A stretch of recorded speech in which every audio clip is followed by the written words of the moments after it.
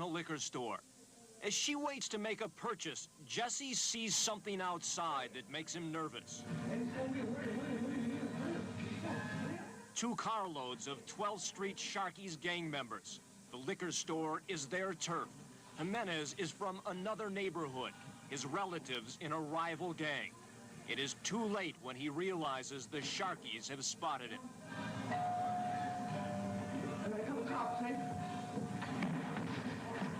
He is targeted for an at-random execution.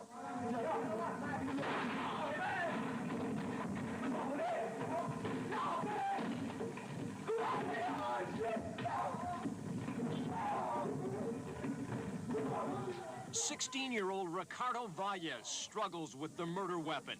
It has misfired once already. Off camera, he goes back again. This time, one shot goes into Jesse Jimenez's temple.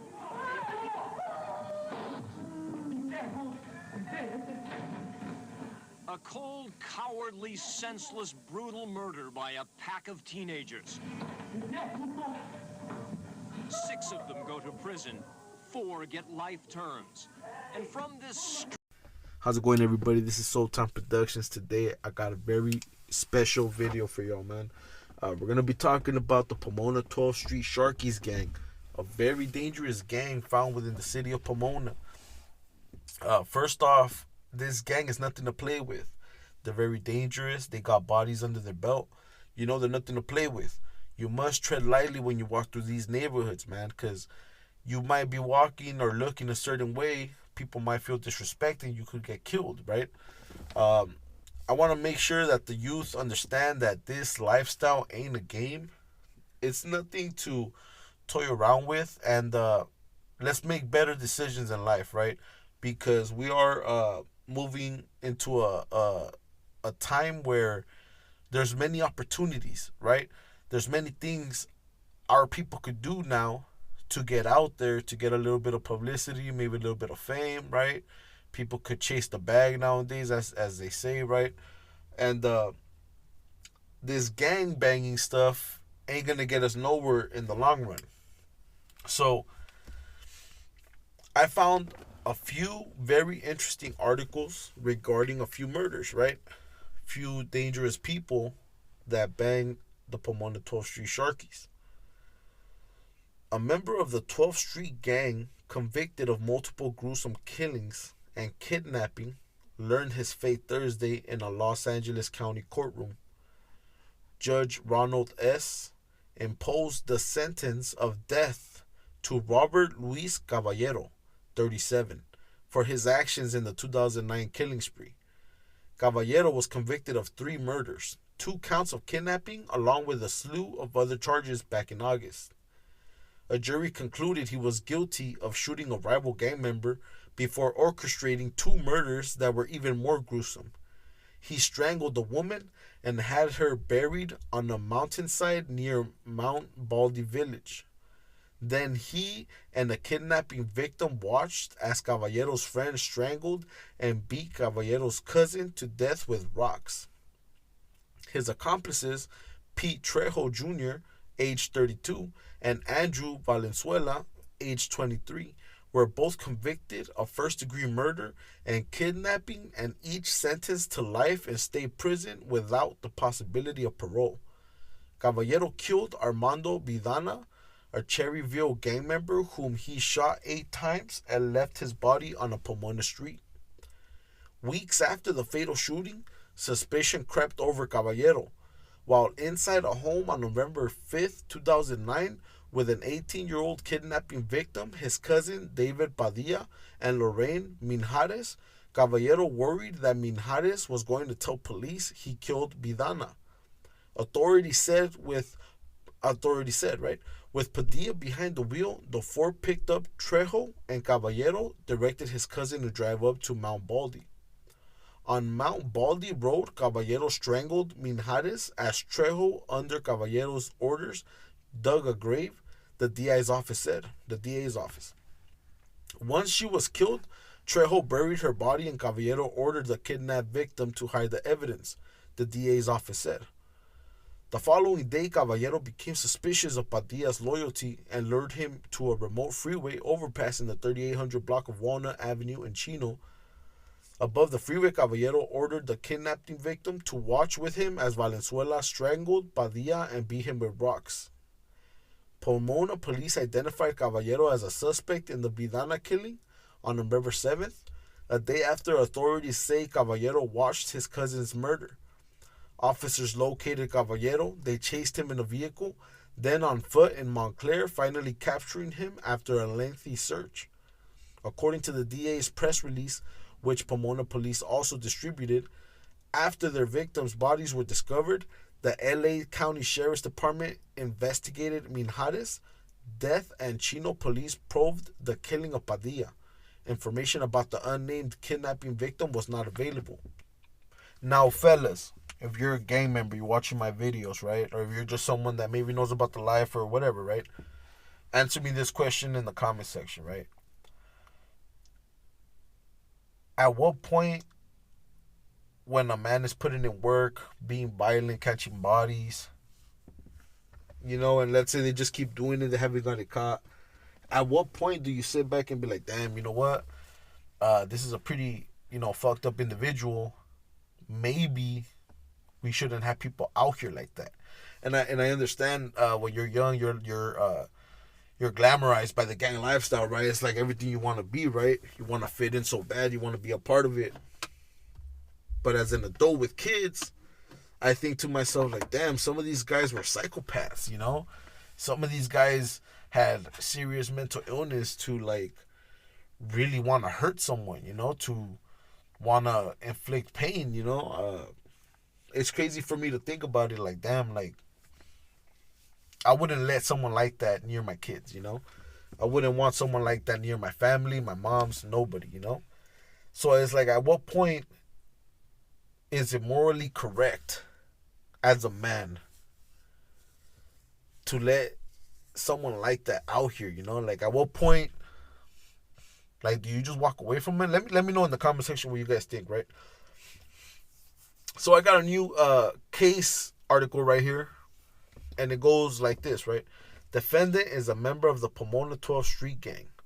On the evening of August 30, 2005, Raxmi, Pang, and Soreen Teeth went to a Stater Brothers store in Pomona's 12th Street Gang territory.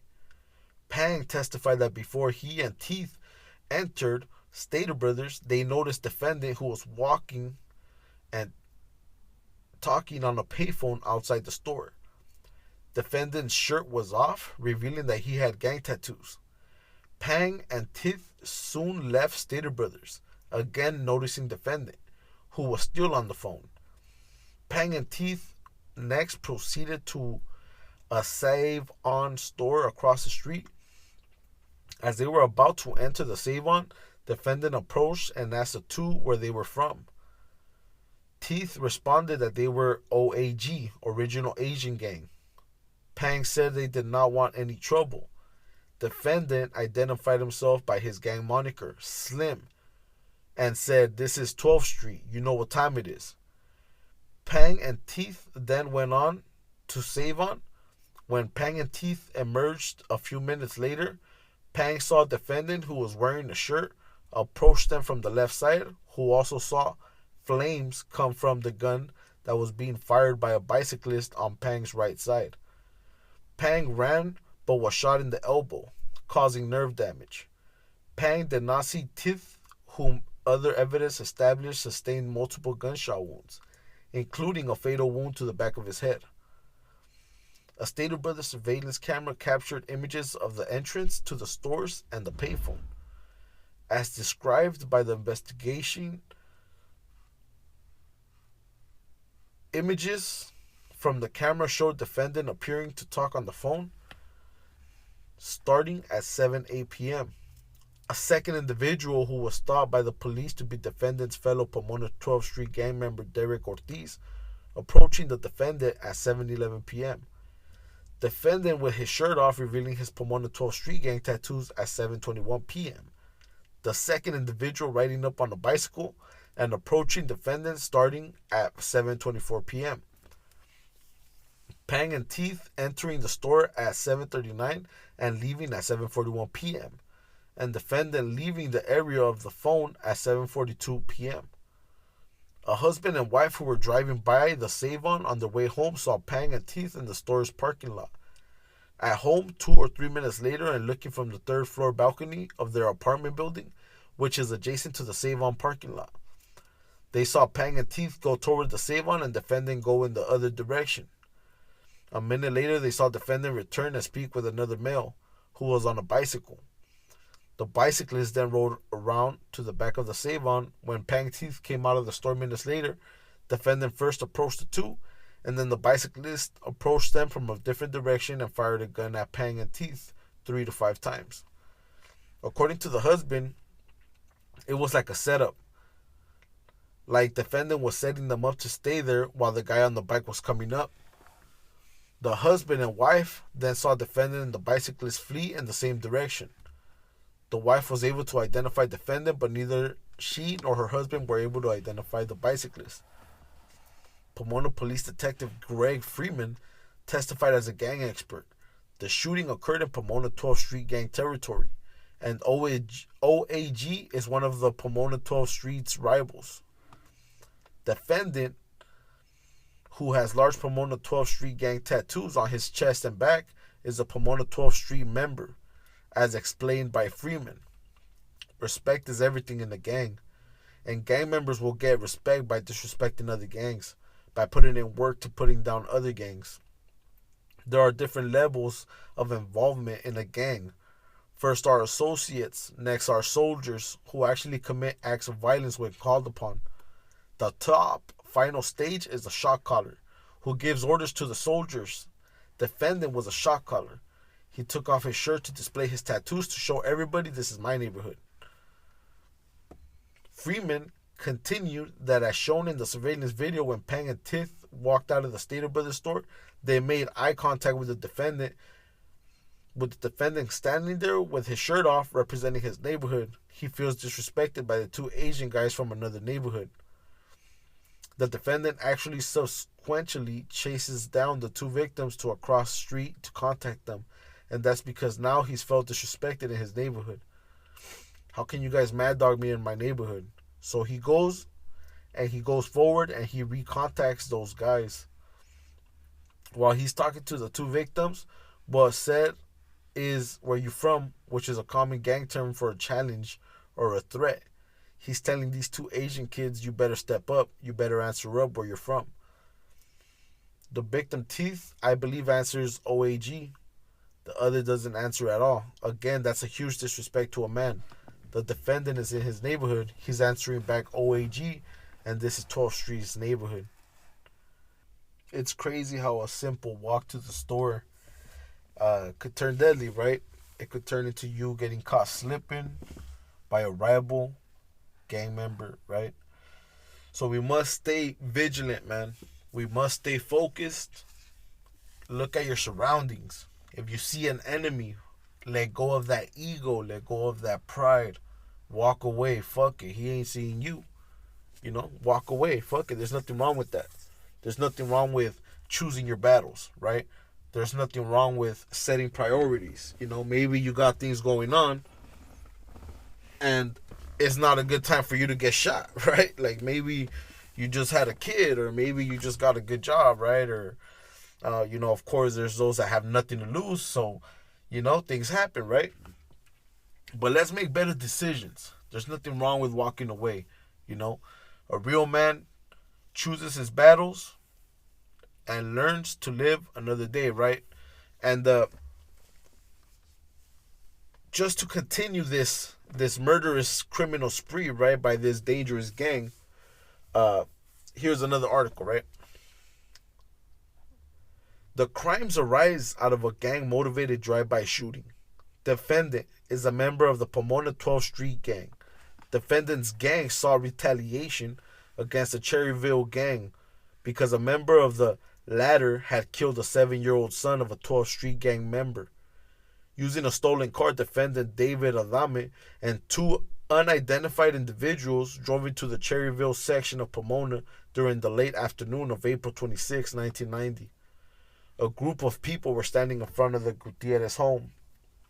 As a car passed the house, defendant armed with a rifle or shotgun and David Adame armed with a handgun jumped out of the vehicle and shot at the group, killing Jesus Gonzalez and seriously injuring David Godinez and his infant son. David Godinez Jr., defendant, and Adame returned to the car. As the car drove off, its occupants yelled 12th Street.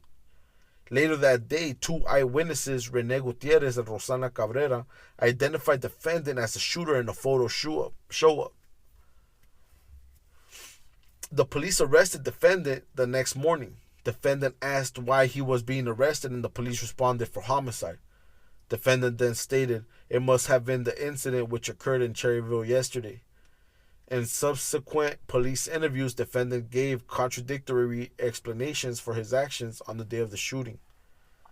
Defendant contends that the prosecutor engaged in prejudicial misconduct based upon the following events. During cross-examination of defendant, the prosecutor referred to letters defendants had written following the shooting. The letters had been recovered from the recipients and translated into English. Defendant had been provided with copies but had never moved to exclude the letters from evidence. The prosecutor asked defendant, "Isn't it true you told your homeboys that if you were offered a good deal, you'd take it?" The court sustained defendant's objection to the question. The prosecutor represented that defendant had written in a letter, "Fuck the law," and the Judas, Ralph Sharks, FN, two are above the law. Ese will F the law, he is safe. They will never be able to stop the crazy-ass Pomona 12th Street gang. If they give me a deal bargain of 10 years, I'm going to take it. So I might be gone on vacation for a while, Holmes. The court concluded that the question constituted prosecutorial misconduct because it impermissibly sought to use plea bargain negotiations to prove guilt. The court denied defendant's motion for a mistrial, but admonished the jury to disregard the question and its implications. Therefore, the prosecutor did not return to the subject, either in questioning or argument. After the jury returned its guilty verdicts, defendant did not renew the claim of misconduct in the motion of a new trial, although the court had earlier stated that it would give serious consideration to such a motion. Gang life, right? Imagine, man, being with your kid, kicking outside your pad. Your kid gets shot by a rival. You know, it's a very sad thing, but it happens. You know, it's part of the consequences of being a gang member, of gang banging. You know, everything comes full circle in life. Karma is real, man. We cannot play with it. You know, you start putting this negative energy out there, doing all these jales, it's gonna come right back to you. You live by the gun, you die by the gun, man. It's serious shit. You know? And yeah, maybe you're not the one that dies, right? Maybe it's your kid. You know, maybe it's your tia. You know, it could be a dear friend, right? It's crazy how sometimes the decisions we make in life come back to bite us like harder, right? So in this other case, appellant was charged with 12 felony counts. 3 of them alleged 2 murders and attempted murder on December 15, 2001, for which appellant had previously stood trial, but without receiving a verdict. These counts were consolidated into the present case and were ultimately dismissed after the jury again failed to reach a verdict on them. Another 3 counts charged 2 firearms assaults and a Section 12031 violation. On July 6, 2003, appellant was acquitted of these. The remaining counts of which appellant was convicted involved the murder of Desmond Boykins on July 5th, 2003, and the murder of Antoine Wheatley and attempted murder of Mark Dolan on July 10, 2003, with Section 12031 violations on each date, and also on January 2, 2002. We review below the evidence relating to the counts that are in issue, namely the 2 murders and the attempted murder, as well as the firearm violations on the same dates. The July 5th, 2003 murder of Boykins and Section 12031 violation. The first victim was Desmond Boykins, a 20-year-old African-American man who suffered from numerous physical and mental handicaps, and neither was involved in gang activity nor had any known enemies. At about 1 p.m. on July 5th, 2003, Albert Kingsbury was walking down Artesia Street in Pomona when he heard a popping sound. Looking in the direction, he saw a white car stop close to Boykins, an arm holding a handgun protruded from the passenger side window. Another two pops sounded and Boykins went down. As Kingsbury hurried to the location, the white car drove past him. He saw two people in the front seat and one in the back. Kingsbury described the driver as light-skinned, Caucasian or Hispanic, bald with a slight beard and mustache. The passenger, who had extended his arm, had brown hair and also a slight beard and mustache. He too could have been Hispanic or Caucasian. The rear passenger was not bald and also could have been Hispanic. All three appeared to be in their early 20s, later shown a photograph of a white Nissan Stanza owned by the mother of appellant's friend Salvador Alcala. Kingsbury testified that it resembles the same color car. He also testified that when police had shown him such a photograph, he had told them he felt it was the car. After the shooting, Kingsbury knocked on the door of a nearby house and told the occupants there had been a shooting and to call 911. One of the residents examined Boykins, who lay outside, and found him to be dead.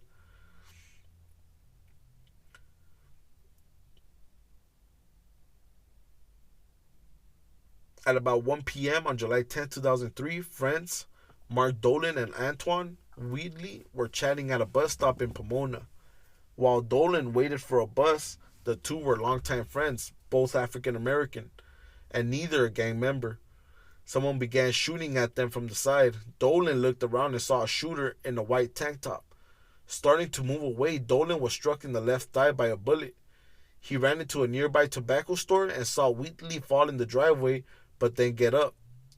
Dolan spoke to police on 911, and they soon arrived. Adjacent to the tobacco store was a mechanics repair shop associated with a Pep Boys store next to it. Pomona Police Detective Craig Collins was driving through the area when he spotted Wheatley lying in the driveway.